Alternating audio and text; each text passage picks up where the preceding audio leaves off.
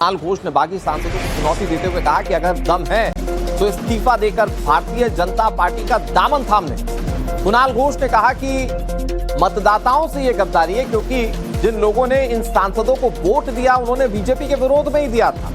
ममता के एक और सांसद कीर्ति आजाद ने बागी सांसदों पर निशाना साधते हुए दावा किया कि उन्हें या तो लालच दिया गया है या डराया गया है। मतलब कि जो बागी हैं सांसद उन्हें या तो डराया गया है या वो बीजेपी के लालच में आके बगावत कर रहे हैं। वो लोग ममता दीदी को ये एंटी भाजपा फोर्स समझ के आपको वोट दिया, ममता दीदी का उम्मीदवार। तो आप दिल्ली गए हो, आप एमपी बन गए हो एंटी भाजपा वोटर्स को वोट लेकर और जा रहा हो भाजपा का दोस्त बनकर।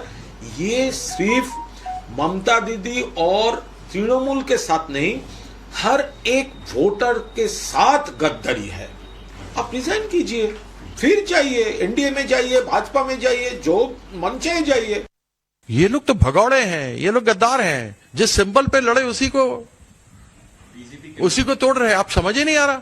तुमको जिताया विपक्ष के लिए, तुम जाके बैठ रहे हो सत्ता पे सट रहे हो।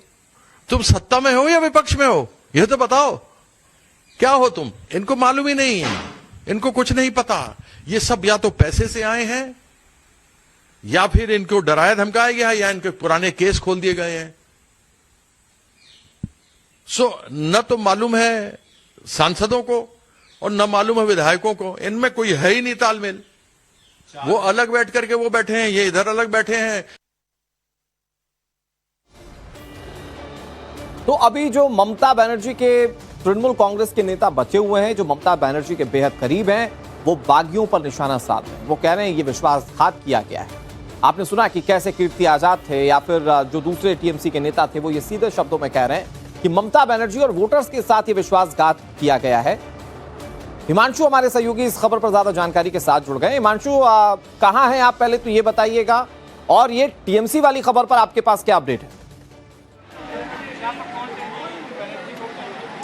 देखिए, सबसे पहले हम अपने दर्शकों को बताना चाहते हैं कि हम 9 मोतीलाल नेहरू मार्ग में हैं, जो कि भारतीय जनता पार्टी के चुनाव के जो प्रभारी थे पश्चिम बंगाल के भूपेंद्र यादव, उनका आवास है। और यहाँ पर आप जबरदस्त जमावड़ा यहाँ पर देख सकते हैं। यहाँ पर नेशनल मीडिया भी मौजूद है और यहाँ पर बंगाली मीडिया भी मौजूद है। क्यों मौजूद है? क्योंकि यहाँ पर तमाम जो लगभग 20 सांसद जो लोकसभा के सांसद हैं, जिन्होंने टीएमसी से दूसरा रुख अख्तियार कर लिया, दूसरा रास्ता अख्तियार कर लिया है, वो यहाँ पर तमाम लोग आए। अभी कुछ देर पहले ही, 1 मिनट पहले ही काकोरी घोष यहाँ पर आ गई हैं। उसके पहले शुरुआती दौर में देखा जाए तो निशिकांत दुबे यहाँ पर ऑलरेडी आ चुके थे। उसके बाद में लगातार सांसदों के आने का दौर जो है वो जारी है। सायोनी घोष यहाँ पर आ चुकी हैं, प्रसून बनर्जी यहाँ पर आ चुके हैं, शताब्दी रॉय यहाँ पर आ चुकी हैं, माला रॉय यहाँ पर आ चुकी हैं, अरूप चक्रवर्ती यहाँ पर आ चुके हैं। तो भूपेंद्र यादव के आवास पर लगभग 20 सांसद जो जिनके नाम दिए जा रहे थे कि वो उन्होंने टीएमसी से बगावत कर दी है और टीएमसी से एक अलग धारा जो है वो बना लिया, वो यहाँ पर आकर बैठक करने के लिए आए हैं।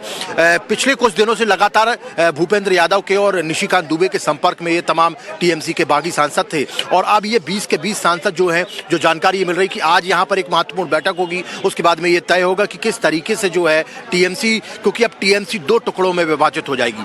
ये जो तमाम सांसद हैं, इनका दावा ये है कि असली टीएमसी जो है वो यही है और उसी का समर्थन पत्र जो है असली टीएमसी का दावा करते हुए ये कल लोकसभा स्पीकर के पास में तमाम सांसद जाएंगे और अपना दावा पेश करेंगे कि जो टीएमसी असली है उसके सांसद हम हैं और ये हमारा दावे का पत्र है। उसके अलावा फिर उसके आगे फिर इलेक्शन कमीशन के पास भी जाएंगे। जो टीएमसी का जो चिन्ह है 3 पत्ती का, वो उनको मिलता है नहीं मिलता, उस पर दावा भी तमाम सारी चीजें की जाएंगी। लेकिन फिलहाल उसके पहले लगातार जो है यहाँ पर वो सांसद जो है उनकी पिछले कुछ दिनों से लगातार बैठक चल रही थी और अभी भी आज एक बैठक है जो तकरीबन गुट जो टीएमसी से बागी है ये तय करता है, इस पर नजर बनी हुई है। हिमांशु, आप नजर बनाए रखिए, आपसे अपडेट आगे भी लेते रहेंगे।